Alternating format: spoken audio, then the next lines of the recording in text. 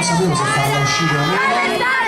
E ad un certo punto io ho deciso di mettere un video sui social, giusto per capire un po' la situazione. E dal giorno successivo in poi ci accorgemmo che poteva diventare un potenziale successo.